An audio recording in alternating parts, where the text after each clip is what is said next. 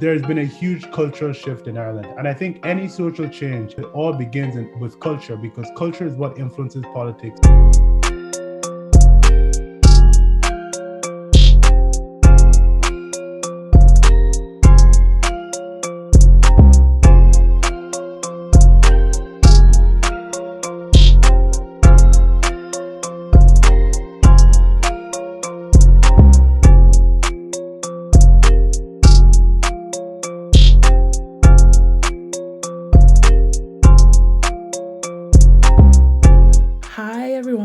My name is Mamobo Ogoro, and this is Gorm TV.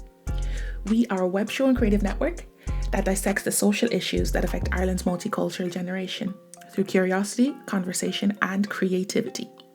So in this first episode, we discussed the question, has 2020 divided or united us?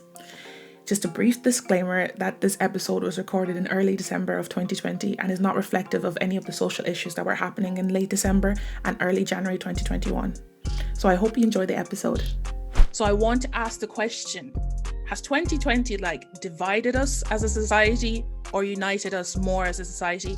This is in terms of the political movements, the social movements, and other sort of things that are happening globally. What do you guys think? So I'll just bring it to the floor. Anyone want to pop up? I'll just be directing the conversation as it goes. If no one else is willing to start, I can share my opinions briefly from the outset. I think a lot of the divisions that exist within 2020 existed pre-2020, but 2020 simply highlighted them and emphasized them. So, for example, if we look at race and racism within Ireland, it was a topic that was not heavily discussed prior to 2020. But come 2020, there was an ascendancy of a social movement, the Black Lives Matter movement, which gave people a platform to have a chat about racism and race. So it became a pertinent issue. Now, the perceptions that we all held in our society, I believe, people in different racial groups, different people from different social backgrounds, were the exact same about racism in 2019. But come 2020, with the upspringing of the Black Lives Matter movement, that gave people a voice, like the vocabulary, to be able to express how they feel about racism. So the divisions and how we saw race and racism existed prior to 2020, but come 2020, a microphone was put at the lips, at the helm of particular people so they could speak about the issue. I think that applies to nearly any other political or social issue you could think of. When it comes to questions as to social justice, whether it's your ideological preference, capitalism, socialism, people have the views that they had. But 2020 was a year in which people just started speaking more. It became fashionable and dare I say, sexy to be an activist in 2020. Last year, as a young person especially, I noticed a lot of my friends, including myself, would share posts on Instagram related to our favorite rapper or singer, whereas now people are sharing posts about the war in Yemen, sharing posts about things occurring in America related to social justice. It's become cool to be an activist. So I think this would not have occurred if not for the cultural shift in 2020. The divisions were still there prior to the year, but all 2020 did was give us a voice to express how we feel about our perceptions related to these divisions. So I think 2020 was not necessarily a year of further division, but a year of emphasis. So yeah, that's how I'd express my feelings as of now. Yeah. Thanks, Eric. I really like how you said a year of emphasis rather than a year of division. Does anyone have anything else to add to that? I was just going to say that I genuinely don't know that we will know what the effects of this year will be for a while. And the reason is, if you take, for example, the French Revolution, which completely revolutionized the social construct, the political situation in France, I think because of COVID, it just meant that you were at home doing nothing. So when you're doing nothing in this day and age, you're either eating or on social media. I know that's what I'm doing. So, with social media, with everything that happened in the world, it just meant that it was that bit more amplified, and things that I don't want to say wouldn't have cared about, but wouldn't have been on my radar, were then on my radar. Sort of like the things that are happening with the Muslims in China. Those kinds of things, I'd obviously be a little bit more close to home with topics that directly affect me and my people. So I think this year, I genuinely don't think we'll know what the impact of 2020 has been on us as a society for some time to come. But hopefully it's a good change, because just to sort of double down on what Eric said, it is sexy to be an activist now. But I mean, I'm okay with you being an activist just to be sexy if something gets done on the back of it and change happens. So if you want to do it just for the gram, then do it for the gram. If it means that that somebody's life is changed for the better because of it. So I think that's my take on this year so far. Mm-hmm. It's just on what Eric and Tobi were saying there with regards to the year of emphasis. It is exactly that, and it also has highlighted something with regards to kind of class inequalities and the kind of division there. And if you look at the COVID is a perfect example to show how much we have for decades absolutely abandoned our infrastructure and investment in public infrastructure, and how that has had a trickle down effect on the most vulnerable in our societies. So in a sense that with the pandemic, 2020 has emphasized in all aspects, not just the kind of racial aspect, that for decades we have been divided, and it's just growing and growing. And exactly as Tobi said, what will come in 2021? How will we address this? Will we use the year of emphasis as a golden opportunity as activists to actually change and be allies for each other in all different causes, and push governments and push for legislation that will actually have a good impact on our society, and actually ask for investment in areas that we need, you know what I mean, and to kind of put a halt on these areas. If we don't, I think it's just going to get wider and wider, the division and I don't know what will be ahead. So hopefully we'll use this as a golden opportunity. That's how I see what 2020 as. I love that what you've said about classism, because I know early days of lockdown, when it was relatively unknown to all of us, because none of us had ever been in lockdown before. And you would see all these celebrities with their big houses and their bowling alleys, just being like, "Okay, guys, sit tight, everything's gonna be fine." Of course, you can say that because you have like all this space that you're not acknowledging and all this privilege that you have. And I think a knock-on effect was when they all did that random song as like a show of solidarity, and Twitter was just I saw like, that. I can't go to the shop, and what you're singing like we are one, or whatever it was it was singing. I think that the classism is or has been highlighted hugely, because it's so apparent the people that have access to things and the people who don't, and that just crosses races and religions and creeds. I think it was pretty obvious, the people who were struggling and the people who weren't, and how the people who weren't struggling related to people who were. Mm-hmm. I think also it's just the role 2020 has brought a big awareness around mental health. And the emphasis. I've never seen so many people speak about mental health like they have this year, and I hope that continues like we continue talking about mental health and we get some investment into it, And even I noticed, just because, like I said earlier on in my introduction, I'm on maternity leave, having a baby during COVID, that was intense in the sense that, we didn't have a car. We couldn't, there were certain restrictions and, rules being made that, didn't suit a woman who couldn't get to the hospital on time, or, getting to my hospital appointments and so on. So that element of, privilege and being, being able to afford a car, that those things are, taken for granted. And, and Sarah, did you feel some type of way with, obviously there was all these restrictions in place, but some were more favorable to others, in the sense that I could have gotten married if I wanted to with 25 people, but you wouldn't have been able to have your other half, or I was fortunate in the sense that my not unlike some other women, my partner could come in July, and because I had my baby in July, so that's when we had just lifted the kind of the lockdown measures. Sarah's connection went down. Sorry about that. No, you're grand. You're grand.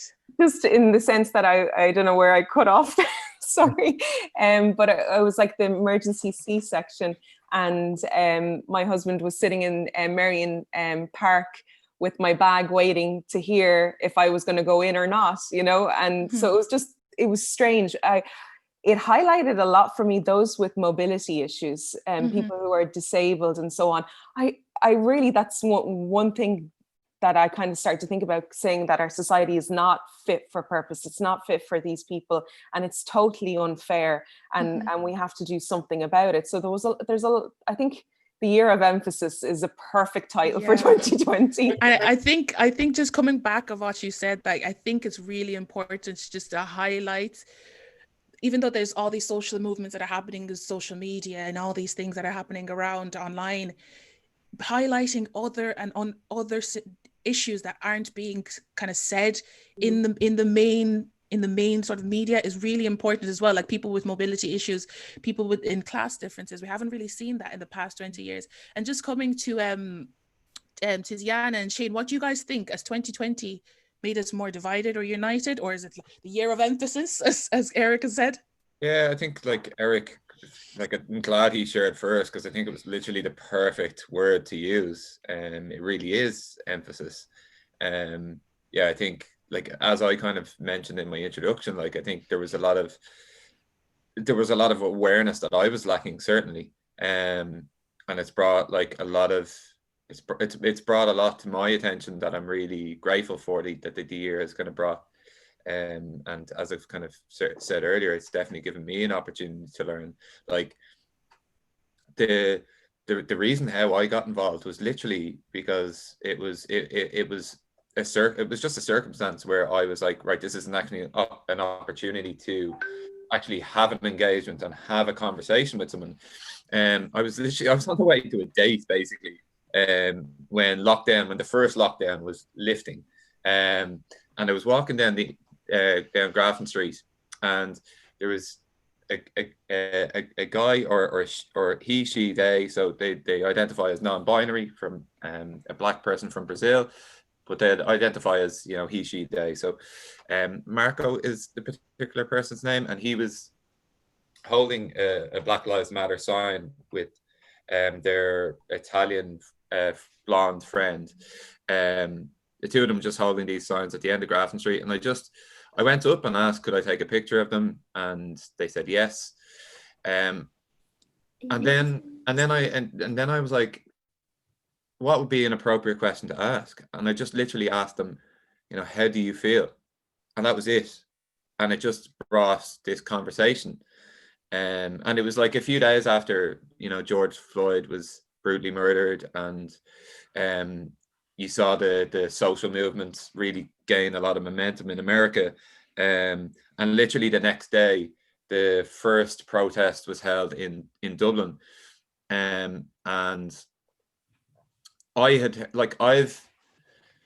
went to Dublin Business School, and it's a very international college. There's people from all different walks of life. So like I have a number of friends that I would have thought I would have heard about the protest from social media and different platforms. But I didn't hear anything until I chatted to this particular person, and he just mentioned about the protest. So he found me on Facebook later. He messaged me. I met him after the date, and we just had a really good conversation. And I was like, I'm coming to the protest with you tomorrow. And I thought it was literally going to be like 200-300 people outside the GPO, and that was it. And then it just ended up being thousands of people and walking to the US Embassy, and it blew me away. And then the next week, there was a follow-up protest, and it was even bigger than the first one. And I had a phone call with Lucky from Massey in the middle of it, and just had a further conversation with him. Then after that protest, I learned about because there was so many signs of abolish direct provision and stuff like that, and I was like, what is direct provision? I didn't know what it was. And then I listened to a podcast based on direct provision, and it was startling. And it was like I drew so many different comparisons between, you know, I'm sure most people are familiar with 13th on Netflix, and prison system in America, and there's so many similarities of direct provision and that system in America, and I was shocked that it was on our shores, and it was really frightening. So like, and then I remember having an argument with, I'm in a young men's mental health group on WhatsApp, on Instagram as well, and we do meetups and stuff. And just when that was going on, I remember a couple of people in particular who were very vocal about it and kind of were kind of denying that racism kind of exists within Ireland, and denying that they were privileged and stuff like that. And it was really interesting how there was a football match just a few days ago. I think it might have been during this week, where Paris Saint-Germain were playing Istanbul Başakşehir or something like that. And I think an official was asking another official, you know, I think someone had to be booked, given a yellow card or whatever. And he was asked, you know, who was the particular person that needed to be booked.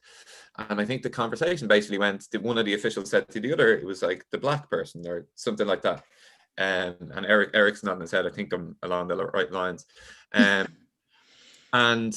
one of the guys just sent in a tweet based around it. And one particular person who I had a heated debate with months ago, you know, said, you know, that's not an example of racism. And it was really interesting because some of the other people who had said previously that, you know, racism didn't exist within Ireland, actually, you know, their tone in this situation was very much different. And they said, no, that's not a way to identify another human being. And particularly when two of the biggest campaigns in, you know, football are Black Lives Matter and Kick It Out, Kick Racism. Particularly when they're wearing a jersey number with their name on it. There you go. Like, you're a professional in the sports arena. You should know these players' names, you know. It's part of your job. It's professionalism, aside from anything else. And it was just, and I can understand like how one of the guy in particular in the group had said, you know, it's just like, it's their skin color. It's, you know, like if I said someone was bald, that's, you know, that's another way of identifying someone, but it's just not appropriate. It really, really isn't. It's not professional. But it was great to see how literally every other person, bar this one particular individual in the group, their tone was completely different to 6 months ago. And that person then actually kind of started acknowledging things as well. And he also said, like, as well, how, you know, it's how people like shouldn't be shamed for, you know, and should be allowed, you know, make mistakes. And I completely agree. Like, but like, I think, you know, you need to acknowledge then your mistakes as well, and just be able to then go, okay, an apology is only one part of it. An act of change. Saying sorry is only one part of an apology.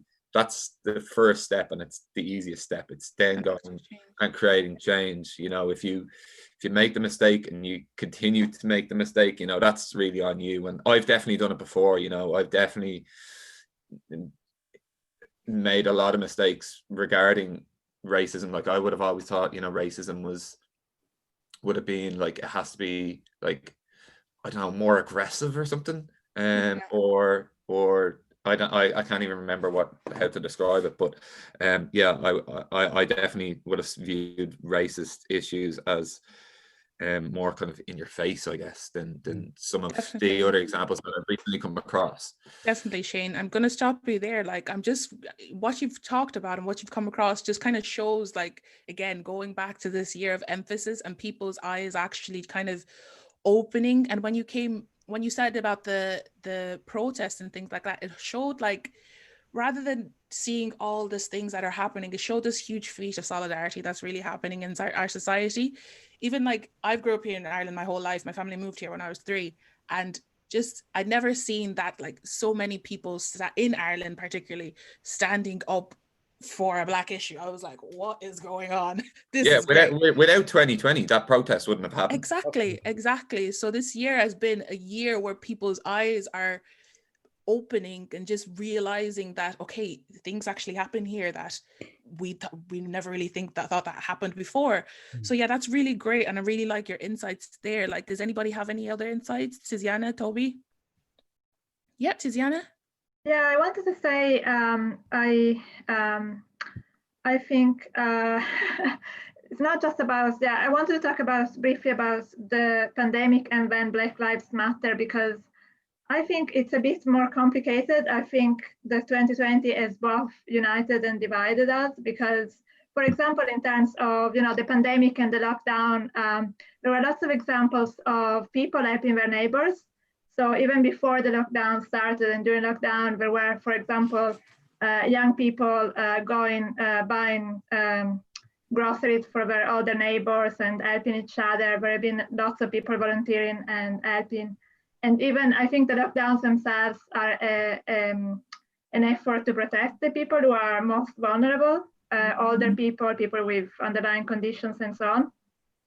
On the other end, I think the lockdown has been quite difficult on people, especially, on mental health of people. So I had for me, it's been a bit challenging, because my parents, my relatives, my friends are in Italy, and in Italy, they had a lockdown before here, and they had lots of cases and people dying. And so I ended up, at times I had arguments with people in Italy, because, for example, for me personally, I found it challenging because I live on my own.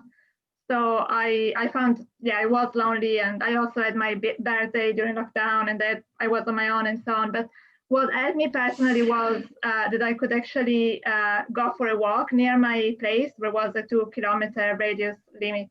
And at one stage I was talking with my cousin, and they was telling her, oh, lockdown is hard, but I'm really happy that I can at least walk nearby. And in Italy, people were not allowed to walk. They could only go shopping for groceries, and this was it. So we kind of had an argument over that, because she couldn't understand where I came from. So I found, that's a bit challenging. And that what I've been doing recently, I started, sometimes I kind of shy away from arguments, because I think it can become quite polarized between people who want to, they think that restrictions should be very strictly observed, and other people who are more relaxed. And it's just, I don't think it's black and white. There are lots of different issues, and it's not easy. But so that was one thing. But the other thing, I guess, with the Black Lives Matters movement, I was really delighted that it came about, not just in Ireland but throughout the world. And it's true, like, it has actually helped, like Eric said, to shed a light on the experience of people who are from other countries, or on the people of colors and Black people who live in Ireland. So, for example, you may be familiar with the documentary that was made on Black people in Ireland recently. And also, I think they've been given a platform on the media as well. So I think the question is it just a temporary thing? So will people forget about it next year, or will it, will the effect be felt for a long time? Because there are more, I think there are structural issues. So, for example, there was a report about unemployment being much higher among people of African descent or from Africa who live in Ireland than among other groups. So I think that the Black Lives Matters movement will be successful if those structural inequalities are addressed. And also the fact about direct provision, because I've been aware of direct provision for a few years, and I've been involved in some fundraising events, but I think it's a really shameful example of abuse, institutional abuse in Ireland. And I know that recently somebody said that they were going to get rid of it, but it's not happening yet. And it's been years, it's been there for years, and people are suffering. And so I know it's not easy it's probably complicated to get, to have another system that is more humane, but we need that. And also, throughout the pandemic, I was reading about people in direct provision being stuck in rooms with other people, and there were lots of cases, and they didn't do enough to protect the people who were in direct provision against the pandemic. So it was like there was almost a double standard there. And So I think it's something good has happened in 2020, but we'll have to see what the effects of that will be, in the long run, I think. But it is something positive at least. Yeah, just to briefly interject to supplement what Tiziana said there, and Tobi, to be honest, when we spoke of how 2020 was a year of emphasis, but how the activism and the fact that activism has become somewhat fashionable might be temporary and not permanent. I think there's been a huge cultural shift in Ireland. And I think any social change, any huge social change that has occurred anywhere in the world, whether it's apartheid in South Africa, whether it's the abolition of slavery in America, it began with a cultural change. Usually when people talk of change, they talk of politics, sometimes economics. I believe it all begins with culture, because culture is what influences politics. If you look at the rise of the Black Lives Matter movement, if we look at the effect that had in our society globally, it saw big corporations like Nike, whether out of genuinity or simply out of populism, putting out statements saying that we stand with our Black brethren within our society, and other corporations doing so because they saw it as profitable. And that's huge. Culture is what influenced them to act in that way. We saw politicians deliver riveting speeches in Parliament against racism. Those things were all in response to culture. So whether the activism is fashionable, whether it's superficial, or whether it's genuine, at least there's like a floor under which no one can go. The worst you can be is a makeshift, superficial activist. The best you can be is someone who actually wants to implement a big change in our society. And something I really took from what you said, Shane, was dialogue, the importance of dialogue. That's what influences things. People having the opportunity to get it wrong and get it wrong and get it wrong before you can get it right. It's so important. And that's what we need to encourage more.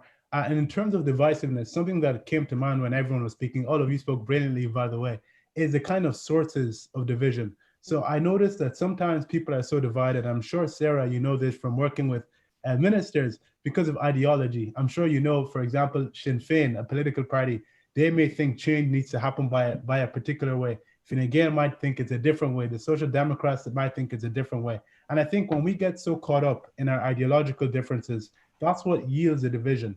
But I think we really need to focus on our intentions. So people sometimes have good intentions and they believe ideology is what's going to help them make the change they want to make. But we need to think rationally about what works. We need to put ideology and beliefs aside just for a second and say, what worked for this particular issue? How do we make a change here? How do we make a change there? The approaches may be different, but as long as we're not selfishly clinging on to our ideology, we'll be willing to do what is right in particular circumstances and situations. So I think that's something that we really need to talk about, just in a nuanced way, about what works in particular situations in the context of division.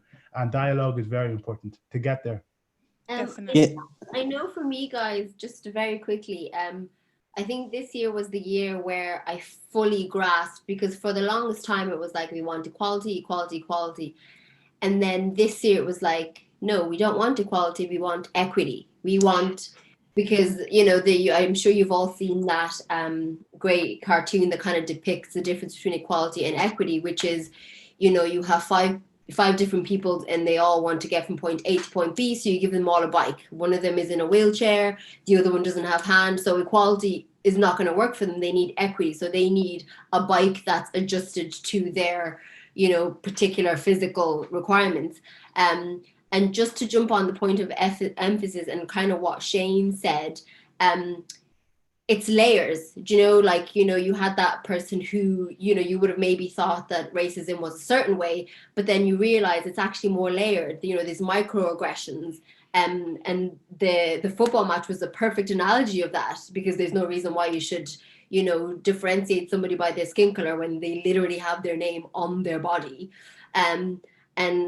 And I guess the conversation, like Eric said, the dialogue, because I noticed on my Instagram, because I was posting so much about Black Lives Matters and facts and statistics and what have you, I had so many of my close group of friends DM me to be like, oh, I mean, are you okay to talk about this? Do you want, because this is what I think. And I had so many conversations with friends that I've known for like over a decade that I would have never had with them before. And they were sort of like really deep conversations, about my experiences and their experiences and my perspective and their perspective.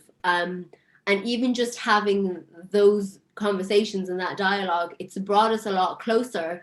And I've noticed that a lot of them are now, I guess, what we label as allies, in the sense that they are now, and would never have before, posting about not just even racial issues.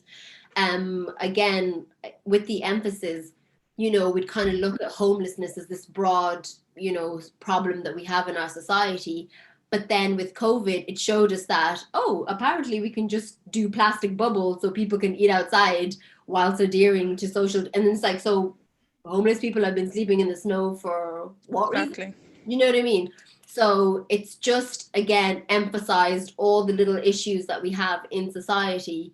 And a lot of people are now asking, okay, well, how do we go about fixing it? And I guess, Sarah is probably the person best placed to answer how we're going to go about fixing it. And just my final point on this is the culture. Like Eric said, the culture is what drives change.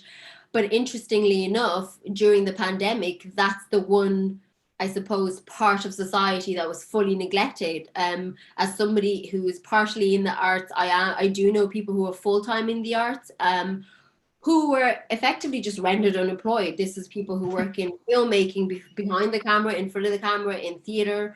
All of those people were effectively just made redundant because there wasn't a place for them. Whereas that is where, you could go to the Project Art Centre, or you can go to like the Dublin Theatre Festival and see some niche little play about something that you didn't know about. And then, it just opens your world up. But it's interesting that was the part of society that we just said, no, not put that behind. No funding. Let's just all focus on this thing. You know what I mean?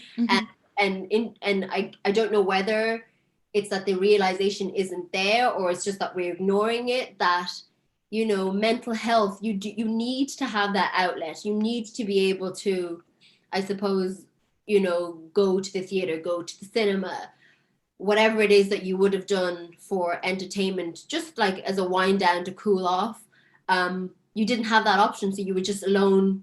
And in most cases, like Tiziana, with your thoughts, you're just lonely with your thoughts, and all you can do is just walk, Yeah. So I just found that it was really interesting that the area where, people grow from is the one that we just completely neglected altogether. Definitely.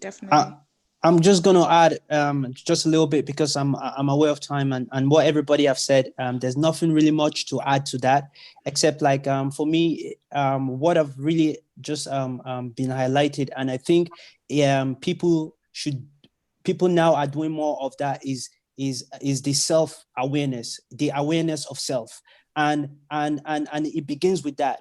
Because if you're not aware of your actions, then you cannot really create a change, and you simply gonna be walking in that negligence and affecting your circle, even if either be small or big. So this change and this awareness now has given humans the ability now to actually now use a part of their brain that we have not been able to access because of the rat race that capitalism have placed on us. Best believe if we all have to go to, if not for the standstill, if we all had to go to work, pay bills, do that, pick up child, do that, no one would really have that vigorous energy to what have actually been happening. Truth be told, Exactly. You know, I have to catch a bus, I have to catch a train, I have to do this, do that. And that's what 2020 have really done. Is now we have the ability to be aware of not only of our action, but of our thoughts, because it's through our thoughts that we actually then begin to action. So and it's just only of now that a lot of people now are actually now aware of, know what it really means to really be aware of oneself. And now we are not being detected. You know, nobody.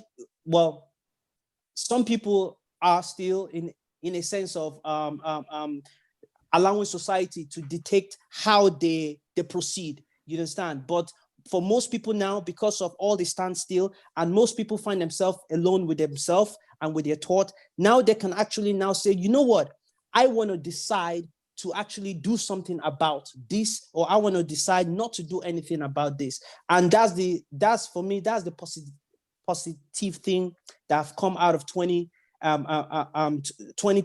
Otherwise, in the past, we'll be like, we have no time, we have this, we have that, I need to do this, I need to do that. I mean, this project now came out of 2020.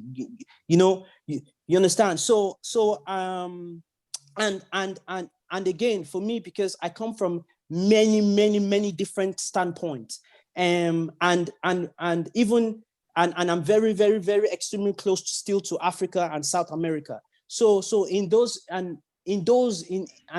societies, we say, even from as a Nigerian, we say mental health is a rich man's luxury. You understand? Because if you are living from a point of survival, if you don't know where your meal is coming from, then you have to, that's law. You have to literally place your whole being in knowing what you're going to eat tomorrow. You understand? There's no luxury to be self-aware, to be in that depthly self-aware. So that's the flip side. And there's a lot of flip side that I can go into. But in general, for me, it's just the ability for humans now to be self-aware of ourselves, of our environment, of our planet, and of our neighbors, So yeah, that's it in a nutshell. Thanks, Tobi. That was amazing, guys. I think this conversation has kind of brought about just a bit more of the nuance that's happening in 2020. Yes, it may have divided us in some sort of senses, like maybe you may have lost friends from being more aware of these kind of things, or maybe you've seen yourself being engaged in more debates and dialogue around this.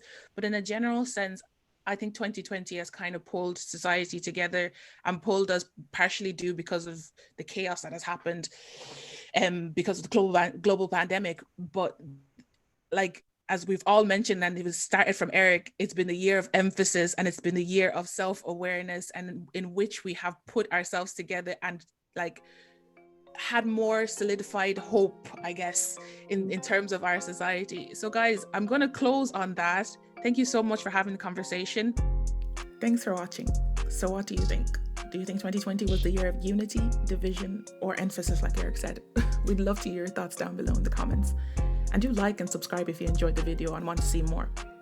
As this pilot project is supported by the Dublin Theatre Festival, stay tuned for live and interactive performances that explore the explosion of social consciousness here in Ireland. Also, do follow us on social media at Gorm TV. We'd really love to hear your thoughts on pressing issues that affect our multicultural society and generation. That's it for me. Bye-bye.